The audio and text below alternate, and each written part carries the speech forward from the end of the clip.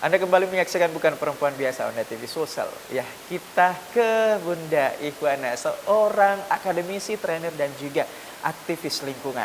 Nah, boleh disambung tadi Bunda yang sempat terpotong di jeda tadi. Iya. Ini ngajar di mana nih dan di mana dan sudah berapa tahun? Ya, saya sekarang ini di Universitas Muslim Indonesia, Umi ya? UMI, di Fakultas Ilmu Komputer, di Prodi Sistem Informasi. Wah, Masya Allah. Jadi emang jumping-jumping banget Iya, ya, acak-acak jumping-jumping. kayak gitu ya. Luar biasa. Dan memang untuk background pendidikannya adalah teknologi atau gimana tuh Bunda? Ya, S1 tadi adalah biologi, pendidikan biologi. Ambil S2 itu teknologi informasi komunikasi, kemudian lanjut S3 teknologi informasi komunikasi. Ah, jadi S1 dan S2-nya tidak linear ya? Iya. S2 dengan S3-nya ya? Ya, linear. Linear. Oke, baik. Nah, yang pertama sudah terjawab, kita akan kembali lagi ke situ. Kita akan kupas lebih jauh, tapi kita akan ke yang kedua nih, ya. Sebagai seorang trainer, boleh tahu Bunda, kenapa terjun sebagai seorang trainer dan itu awal mulanya di mana dan seperti apa? Iya. Jadi bermula dari sebuah pertemanan di KNPI, kebetulan ada kawan kami pengurus koperasi dan ada satu NGO masuk itu melalui Lapengkop, Lembaga Pendidikan Perkoperasian di Bandung.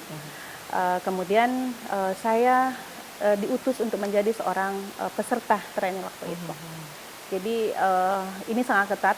Trainernya ini dari 25 peserta yang hadir karena kita disaring betul-betul dari kalau selesai satu tingkatan kita kembali ke koperasi untuk bawa materi khusus untuk anggota.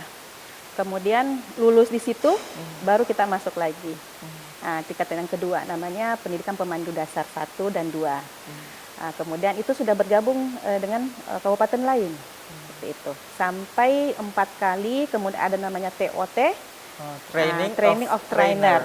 Nah, jadi di situ alhamdulillah itulah yang membawa saya keliling Sulsel, bahkan keliling Indonesia. Wah, saya boleh minta tepuk tangan udah. Wih, luar biasa keliling Indonesia. Wih, pengen. Ya, boleh dilanjut lagi, silakan. Ya. Jadi untuk saat ini saya masih fokus walaupun saya tidak menjadi sebagai trainer di Lapengkop itu nasional, tapi setiap ada kegiatan, misal saya diundang oleh Dinas Koperasi baru-baru ini dari Mamuju, Sulawesi Barat, ya, kemudian ke Gorontalo, kemudian ke Ambon, ya, kalau ke Papua belum karena masih agak-agak pertama jauh, yang kedua kata teman saya kalau ke Papua pasti nggak bisa. Jadi fleksibel Bunda ya, jadi bisa dikaitkan dengan instansinya, bisa juga independen ya, seperti itu dan mobile seluruh Indonesia. Wah, keren nih ya. Baik, kita ke ranah yang ketiga nih, yang cukup berbeda dari yang pertama dan yang kedua. Yang ketiga ini adalah seorang aktivis lingkungan. Boleh tahu Bunda, ini aktivis lingkungannya bergerak spesifiknya di ranah apa ini? Apa pengelolaan banjir atau mungkin kebersihan, gempa bumi atau sampah atau apa itu dan itu di mana? Iya. Jadi kebetulan kami ada satu komunitas namanya Sahabat Sampah. Kebetulan saya di situ selaku pembina. Ya. Ketuanya itu namanya Ibu Amira dan memang konsen kami di Sahabat Sampah ini. Jadi bergerak yang pertama itu kita ingin sebenarnya adalah setiap rumah itu ada tanaman. Tanaman itu kalau saya mengatakan kalau bunga itu kan mata kita yang kenyang. Tetapi kalau misalnya kita menanam cabai, kita menanam tomat, ataukah makanan-makanan yang kita konsumsi tiap hari, itu kantong kita yang kenyang. Kenapa? Karena kita tidak perlu keluar untuk pergi beli ke pasar. Pada saat kita mau masak, bisa ada menghemat ya. Hemat. Nah, itu sebenarnya konsen kita. Yang kedua di sampah. Ya, kita tahu bahwa sampah ini adalah satu problem nasional, bahkan dunia mungkin ya. Nah, jadi harapan kita itu sampah-sampah ini kurangi plastik, ya, kurangi plastik. Jadi saya itu kemana-mana bawa tumbler. Ya, jadi bagaimana sampah ini supaya tidak terbuang percuma. Kemudian dari sampah-sampah ini sekarang kami ada gerakan namanya mengumpulkan baju tak terpakai. Oke. Ya, jadi kita Berarti ada player. dia ada kaitannya dengan reuse, ya? Ya, reuse, ya. Nah, jadi baju pakaian yang tidak terpakai ini bukan berarti bahwa benar-benar tidak terpakai lagi. Kalau misalnya kita lihat masih layak, kita kasih kepada yang membutuhkan seperti itu. Kalau misalnya ini benar-benar tidak layak lagi digunakan, kita mencoba, kan ada sekarang ini kalau kita belanja kan tidak pakai plastik lagi. Ya. Nah, tapi tidak ada alternatif. Nah, jadi harapan kami, kalau ada pakaian yang tidak terpakai ini kita coba buat jadi menjadi tote bag misalnya, bisa di-recycle lagi. Nanti mungkin ada saat nanti mungkin hari apa kita akan bagi-bagi kepada ibu rumah tangga.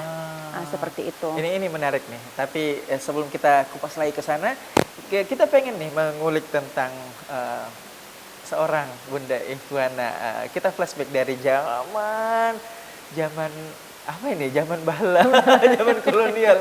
Ya, boleh Bunda mungkin cukup disebutkan aja nih perjalanan pendidikannya itu dari secara sistematis dari TK, SD, SMP, SMA, S1, S2, S3 itu di mana itu Bunda? Ya.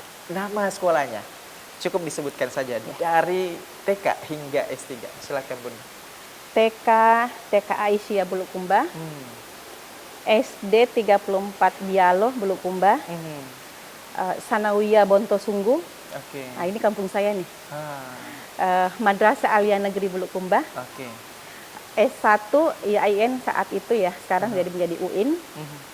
Kemudian S2 di Malaysia, University Utara Malaysia. Baik.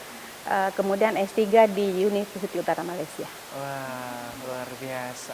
Nah, kalau boleh tahu nih, apa sih yang memotivasi, kenapa sampai kepikiran kemudian menjadi yang sekarang, dalam artian menjadi dosen komputer? Padahal kan basicnya di biologi nih, ya di biologi. Kenapa jatuhnya kemudian endingnya mengajar komputer nih Bunda? Padahal sebelumnya ada juga pengalaman di bidang ekonomi kayak gitu. Itu apa yang membuat sampai ke sana? Iya, sebelum saya ambil S2, karena sebelumnya kan di dunia pendidikan ya, pendidikan biologi.